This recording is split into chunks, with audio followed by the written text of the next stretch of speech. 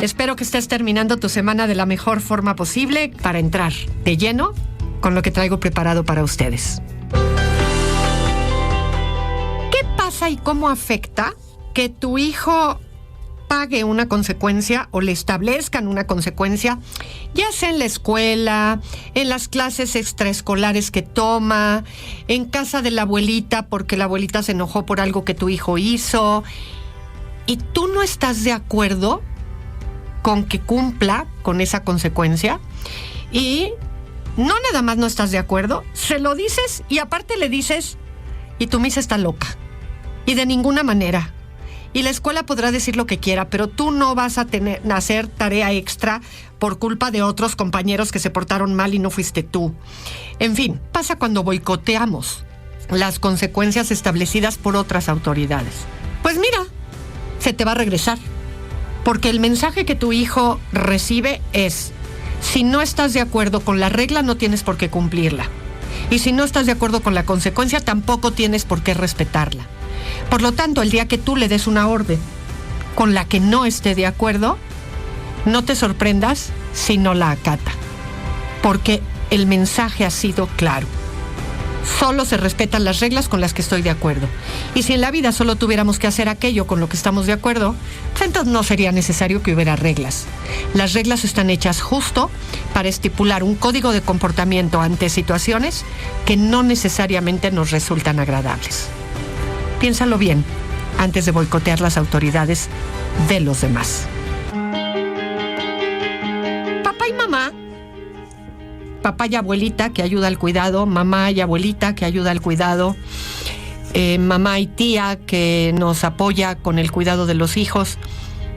Todas aquellas personas que van a estar involucradas en la educación van a tender a tener desacuerdos, a tener que tomar acuerdos.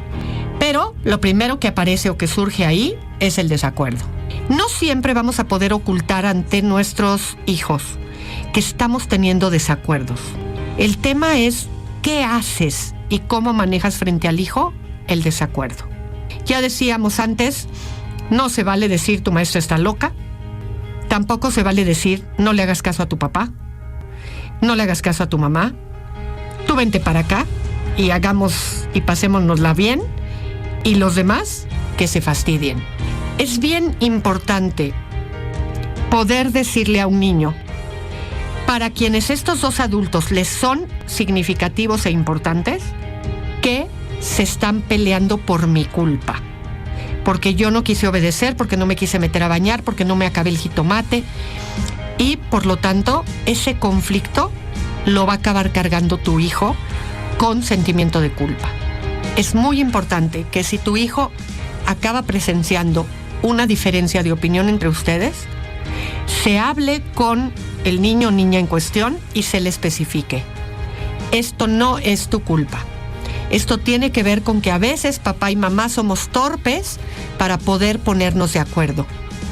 Pero que no sepamos ponernos de acuerdo no es tu culpa. Cuando le des una orden a un niño, entre más pequeñito es el niño, más cortita tiene que ser la instrucción. A veces cometemos el error de querer dar la explicación para que el niño entienda todo el contexto y se acaba perdiendo. Y ya no sabe entonces cuál era la orden. Si tú quieres que el niño vaya por el suéter, dile directamente, quiero que vayas a tu cuarto por tu suéter. En lugar de, oye mi amor, hace muchísimo frío y la verdad te acuerdas que te acabas de enfermar hace poquito. Entonces, pues como no nos queremos enfermar porque además va a ser la fiesta de tu primo, creo que sería importante que te pongas el suéter. Ya perdiste la atención de un niño. Al niño le tenemos que decir, quiero que vayas a tu cuarto por tu suéter para que te lo pongas. Es que no tengo frío. Quiero que vayas por tu suéter y lo traigas. Ahorita hablamos de por qué. Pero la instrucción tiene que durar menos de 10 segundos, ser corta y directa. Y no tiene que llevar tono de pregunta. ¿No te quieres poner tu suéter? A menos que de verdad la pregunta sea genuina. Es decir, si el niño dice no, lo vamos a dejar que no se lo ponga. Pero si la instrucción es que se ponga el suéter, no lo disfraces de pregunta. Hola Chayo, buenas tardes. Me encanta tu programa y me podrías dar un consejo. Tengo un hijo de 15 años. Tiene novia de la misma prepa. Me pidió permiso y se lo di. Él va a casa de esta niña y yo pensé que estaba bajo vigilancia, pero me estoy enterando que ya tuvo relaciones y no sé qué hacer. Gracias y de antemano bendiciones. Sin duda esto es un susto para los papás. Es un impacto siempre el que un hijo, y sobre todo en una edad temprana, en donde las posibles consecuencias, híjole, nos brincan, ¿no? Asustándonos muchísimo de cómo puede su vida cambiar alrededor de esto. Mira, sin duda alguna lo que sigue es hacer una distinción entre el manejo del impacto que esto tiene para ti y qué quieres para tu hijo. Prohibir no es una opción. Lo que es cierto es que mientras tú no puedas hablar con su mamá de la chica, no para decirle que tuvieron relaciones sexuales, porque los dos son menores de edad, pero sí para decirle, a ver, si no hay supervisión y vigilancia en la casa de tu novia, tú no puedes ir.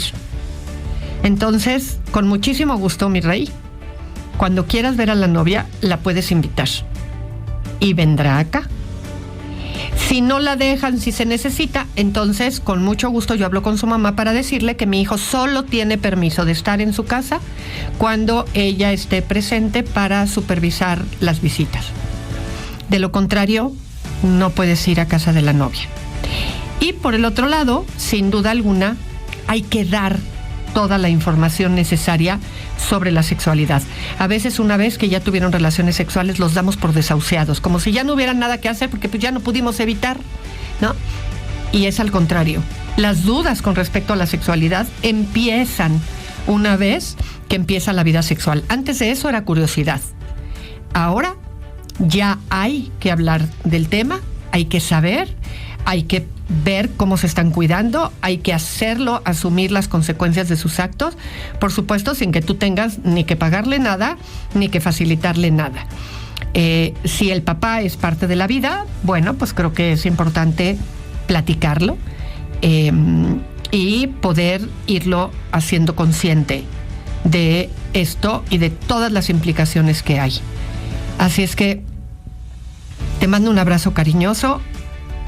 Estas cosas nos enfrentan con la vida de nuestros hijos y claramente nos mueven a tener que hacer algo propositivo al respecto.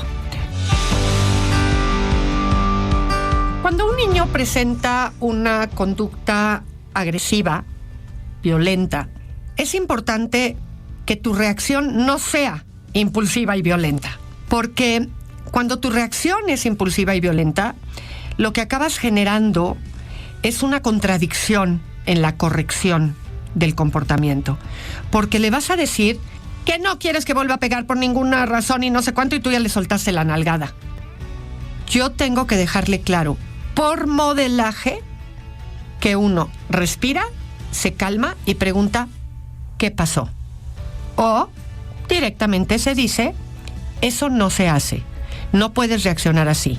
Pero no se lo puedo decir impulsivamente, en un arrebato, porque entonces lo único que le estoy comprobando es que en realidad le estamos pidiendo algo que no se puede lograr. Acuérdate, eres un modelo. Hemos hablado en días recientes del retraso del lenguaje, cuando un niño no aprende a hablar en las edades en las que esperaríamos o de la forma en la que esperaríamos. Primero quiero decirte que es común, pero que sea común no quiere decir que no hay que atenderlo.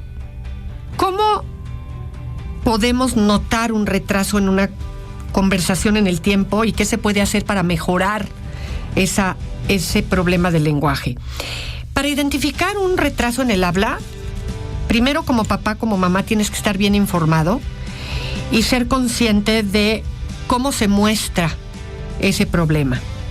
Y para eso hay que realizar un seguimiento de cómo tu hijo está progresando en su desarrollo cognitivo y en su desarrollo del lenguaje. Es bien importante que no dejes de asistir a tus consultas con el pediatra, porque en caso de cualquier retraso en el aprendizaje, vas a tener que contactar entonces a un especialista. Pero un pediatra es la persona que perfectamente puede ir haciendo un seguimiento de lo que sí está dándose de forma correcta y lo que no. Así es que, como ya dijimos en otros programas, conversa con frecuencia, dale oportunidades para aprender, tenle paciencia cuando te está tratando de expresar una idea para que lo haga de la mejor manera posible. No le pases las cosas cuando las señala, porque eso lo va haciendo mañoso. No traduzcas lo que está diciendo porque tú ya le entiendes y entonces les dices a los demás lo que quiso decir.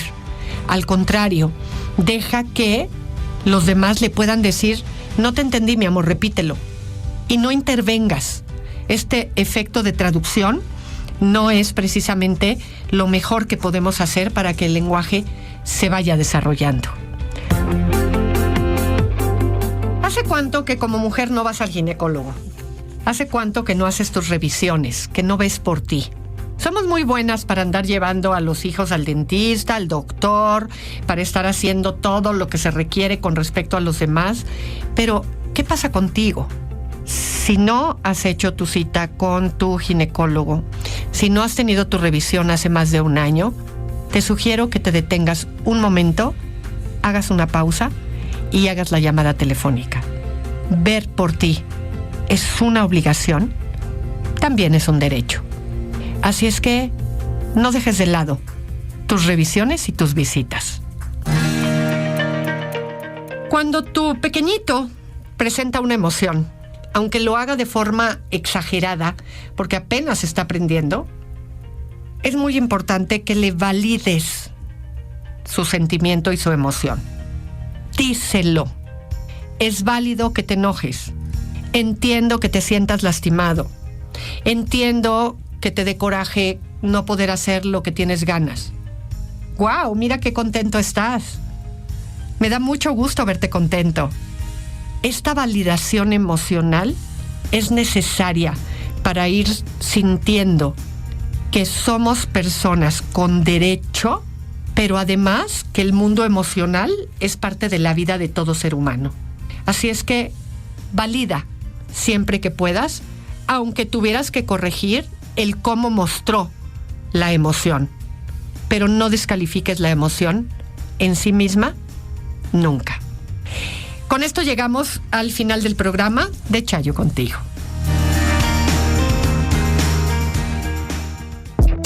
Audiocentro.